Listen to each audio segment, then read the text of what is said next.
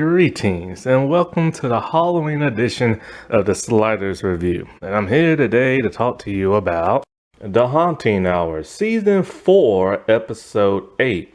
Wow, it's been years since I've talked about The Haunting Hour.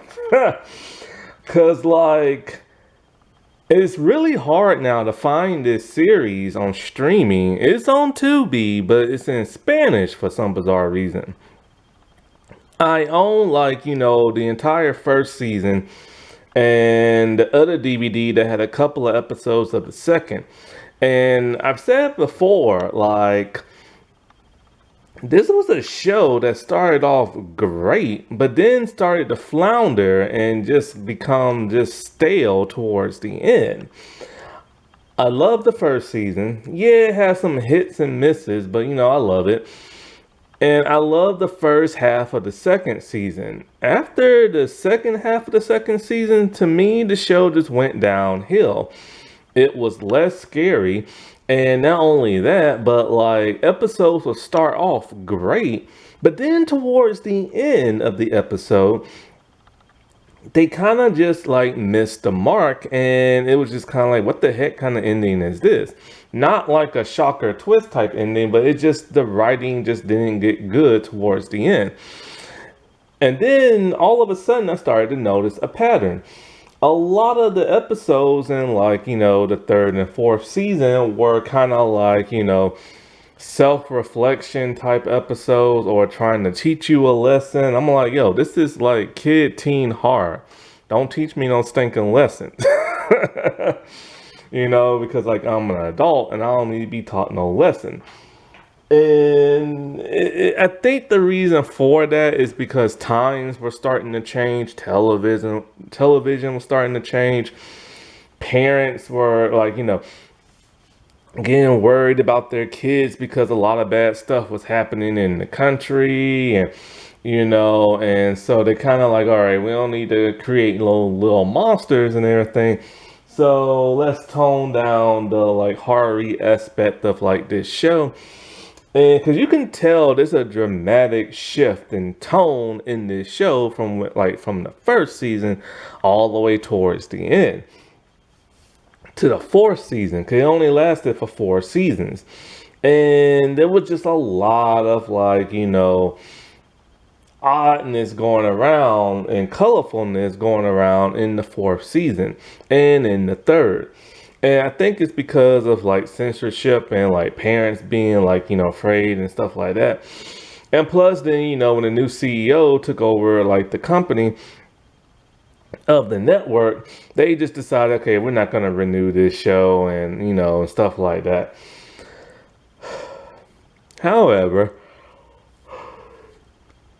after watching this episode, I have to say, while it's not as good as season 1 episode, it's pretty decent and everything. But the odd thing is back in the day, I don't remember watching this episode. I really don't. Even other episodes that either I kinda started to but then didn't like the ending, and episodes I don't like, I remember little tiny bits and pieces from those episodes, but I don't remember nothing from this one.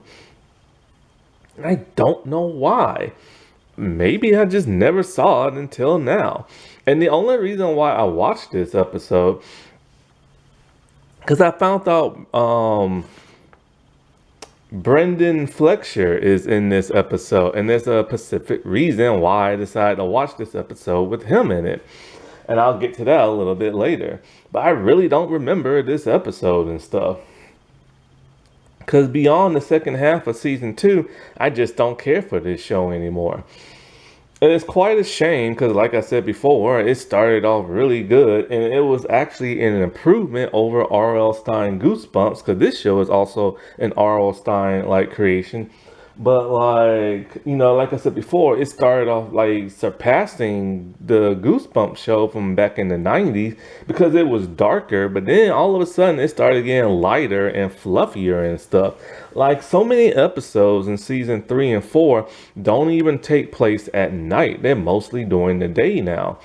Which, yeah, this shows always took place during the day, but they always made sure they had some muckiness around to make it seem a little dark. But this episode, ooh, sorry, I'm tired. It's kind of bright, kind of.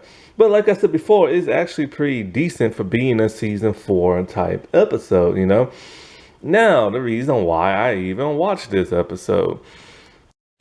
Brendan Fletcher. So, who is he, you might be wondering? Well, there's a very specific reason, like I said before, why I even watched this episode. And that's because the dude is from the original Goosebumps show. He's from the episode Werewolf of Fever Swamp, when he was just like a preteen, like teen on that show. I'm all like, holy crap, that is something special. Because he's the first and really only actor from the original, like literally he's the only actor from the original Goosebumps show that has appeared in The Haunting Hour, but he's not the only one who's been in both. And cause but yeah, like this is this is like if you're like a huge Goosebumps fan, like I am, this is like a big thing, you know what I'm saying? Because no other Goosebumps star has ever starred in another like R.L. Stine like property and everything. Cause he's had a couple, but this was the most successful one of them all because the Nightmare Room got canceled after season 1. And Fear Street, the television show, didn't even make it to like prime time. The unaired pilot and everything they had, and that's about it. And it's a horrible unaired pilot. And so like even the Fear Street movies and like the other like R.L. Stine mostly ghostly, nobody has appeared from Goosebumps to the other stuff. However, um, I still can't say her last name, Madison Peretti or something like that. A Perettis or something. I can't say her last name. She's actually the second person to appear in two R.L. Stine's like properties. First, she was in Ghostly Mostly, those movies, and then she later went on to The Haunting Hour and the episode The Black Mask. So it's kind of cool that these three have something in common, you know. Dalen Mattini, he first appeared in The Haunting Hour, then later on he went over to the Goosebumps movie. And so, the Haunting Hour episode, oh, I didn't even say the title of it. It's Lotsa Luck. And so Lotsa Luck came out in 2014, but the Goosebumps movie came out in 2015.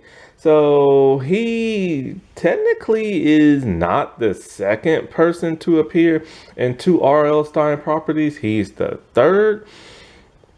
But when it comes to Brendan, when it comes to the original Goosebumps and stuff, he's one of the few Goosebumps like stars, like the kid ones, that still act till this day. He's been in a lot of stuff. He's been in the Adventures of Shirley Holmes. He was in a couple episodes of The Flash. A bunch of other stuff I can't think of right now. And I just now saw him in season 3 of Reacher. Like I remember when I looked at I saw him, I'm like, this dude looks familiar, but I don't know why, because he's gotten older now and his voice has changed. I'm all like, oh yeah, that's him. Like he has like longer hair now, he's older, facial hair, and his voice has gotten really, really deep. And so I'm like, wow, that's cool and everything. Like I just got through watching Lots of Luck. And and now here he is here. And then like a month ago, I was watching the Shirley Holmes show when he played Stink.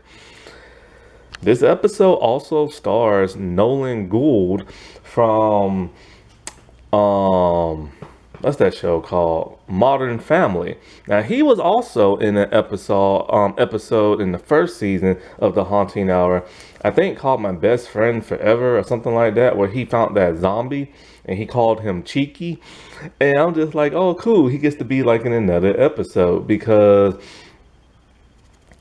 Ariel Winter, she was in two Haunting Hour episodes, and she played his sister in Modern Family.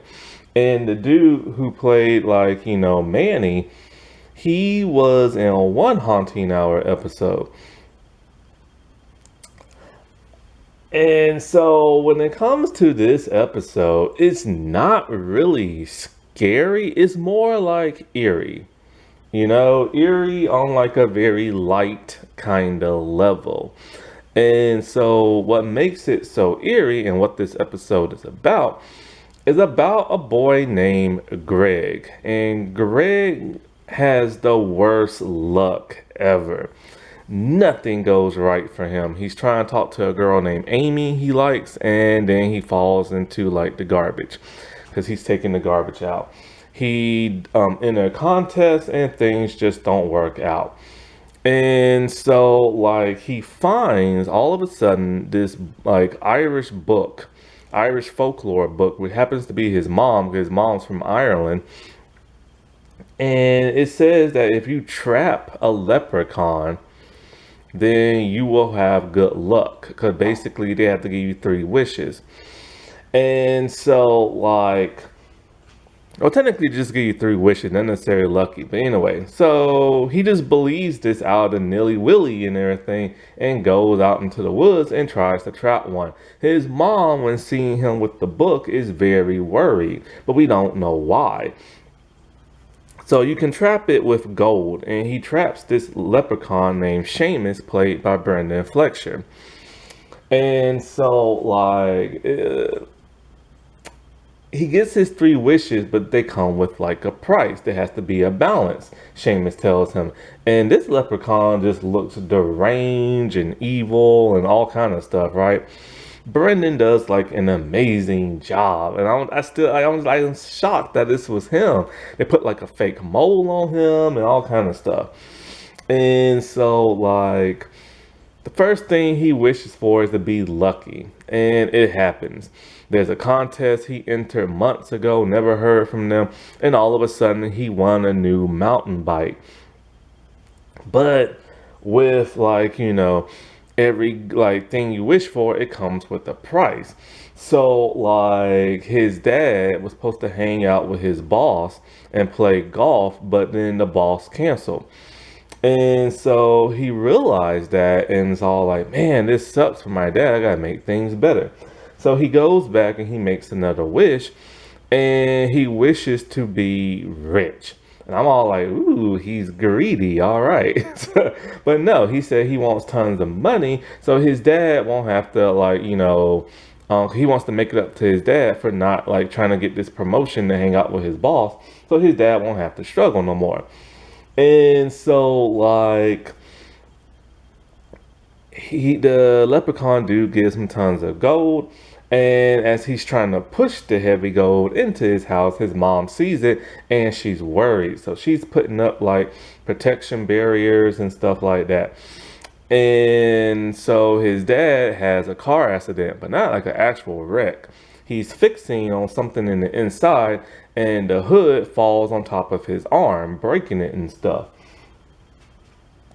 And so far, I'm just kind of like, okay, this is kind of like that Wish episode from Goosebumps. It's pretty chill. It's a little eerie. I can dig it. You know what I'm saying? I wish it was scarier, but I can dig it. As the mom's putting up like protection barriers, the leprechaun dude shows up in the house, and she seems to kind of know who he is. And it's kind of like, I wonder why. And it turns out her father is the one who had the book, trapped a leprechaun, and had three wishes. She tells her son that. And she tells him, you cannot make a third wish no matter what, because the leprechaun will take your soul. And so Greg is now worried and everything. And he wants his third wish, but he, doesn't want his soul taken. So then he tries to figure out what his grandfather's like third wish was. But he can't. Oh wait, maybe I did see this, 'cause I remember that grandfather at the end. And so he's trying to figure out, what the third wish was. So he thinks he's figured it out. And basically, he tells the leprechaun he wished to undo all his wishes. And so he's like, that must have been like, my grandfather's wish and everything. And so the leprechaun grants his wish to undo everything. So now he's no longer lucky, they're no longer rich. And oh, also that girl he liked was gonna go to like the dance with him, but now no longer. So he's all happy and he's all excited and he thinks he like, won the day until the leprechaun comes back. And he's all like, and the dude's all like, yo, I got rid of my wishes and everything. You can't take my soul. And he's all like, nah, like, I fulfilled your wishes, but I haven't fulfilled, all of your grandfather's wishes. And it turns out there's a flashback where his grandfather is all like, okay, don't take my soul. Instead, what you do is take the soul of like my next male descendant. And so that's the grandson. And so the leprechaun dude takes like, Greg and it ends. I'm all like, wow, I love the dark twist to it at the end. But I do have a bit of like a couple of like problems with this episode as to why I don't think it's great, but I think it's okay. Now I can go back and watch Goosebumps and be all like, okay, it's the 90s, it's the nostalgia, a little bias.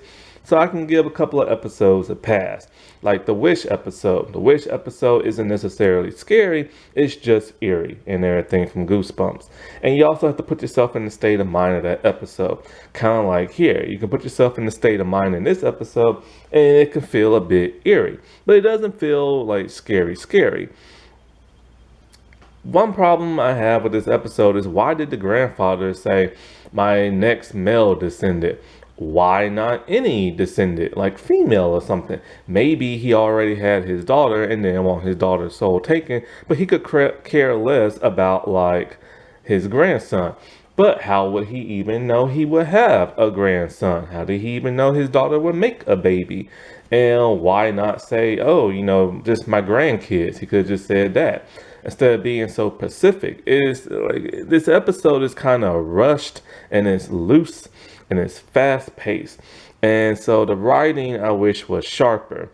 Also, with the writing being sharper, I wish it could have been more scarier and everything. The accident with his father could have been bigger. His father losing more than just a golf day with his like boss could have been like bigger and like more like, like he could have like say lost his job or something. And also, I wish they would explain more with the mom. It does make sense that she was alive when her father found that book and everything. So that makes sense. And he told her. I just wish things were explained a bit like more. You know what I'm saying? Also, I wish we could have seen more from Greg, like either like being greedy and asking for some real greedy stuff, or like seeing a lot more good stuff actually happens to him and seeing him hanging out with his peers.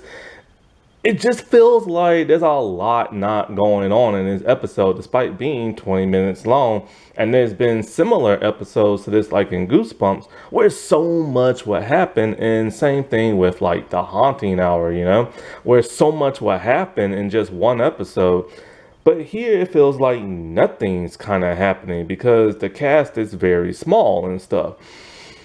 But you can watch this either on YouTube or like Daily Motion, or you have to do some soul searching and stuff on the internet.